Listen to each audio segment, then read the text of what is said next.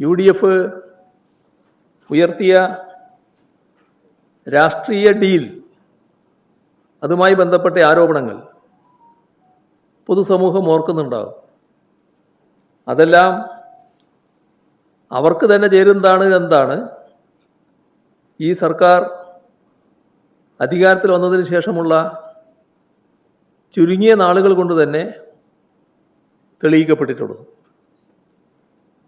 സംഘപരിവാറുമായി രഹസ്യധാരണയോ കൈകോർക്കലോ അല്ല, അതിനു പകരം സമ്പൂർണമായ കീഴടങ്ങലും പാദസേവയുമാണ് ഇപ്പോഴത്തെ നടപടികളിലൂടെ പുറത്തു വന്നിട്ടുള്ളത്.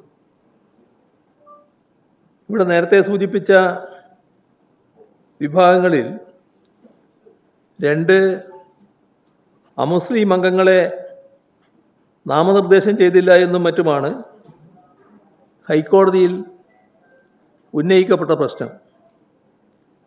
ഒരു ഹർജിക്കാരൻ BJP സംസ്ഥാന വൈസ് പ്രസിഡന്റാണ്. പുതിയ വഖഫ് നിയമം പ്രാബല്യത്തിൽ വന്നതിനെ തുടർന്ന് നിയമത്തെ ചോദ്യം ചെയ്തുകൊണ്ട് നൂറുകണക്കിന് ഹർജികൾ സുപ്രീം കോടതിയിലെത്തിയിട്ടുണ്ട്. അതെല്ലാം ഫയൽ ചെയ്യപ്പെട്ട അവസ്ഥയിലാണുള്ളത്.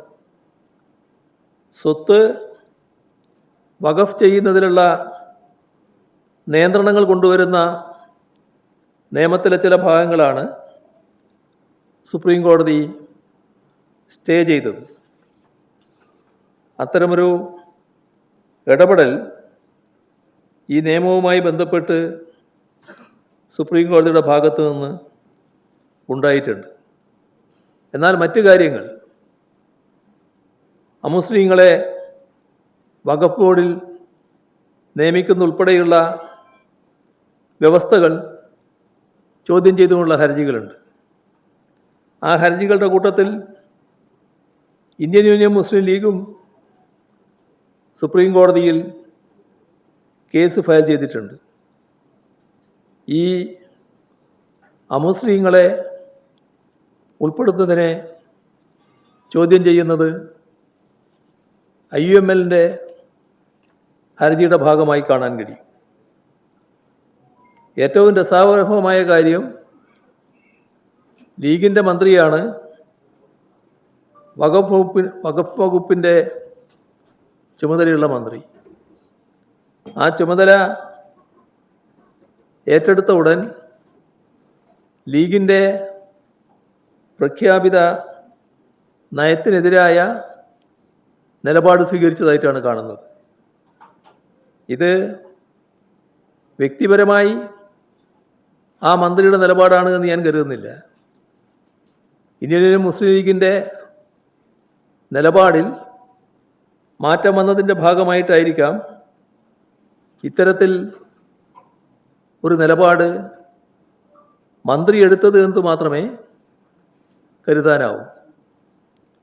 തീർത്തും വിരോധാഭാസമായൊരു കാര്യമാണിത്. ഈ കേസുകളെല്ലാം സുപ്രീം കോടതിയുടെ സജീവ പരിഗണനയിലിരിക്കുകയാണ്. അത്തരം കാര്യങ്ങളിൽ സുപ്രീം കോടതിയുടെ നിലപാട് വരേണ്ടതായിട്ടാണ് ഇരിക്കുന്നത്.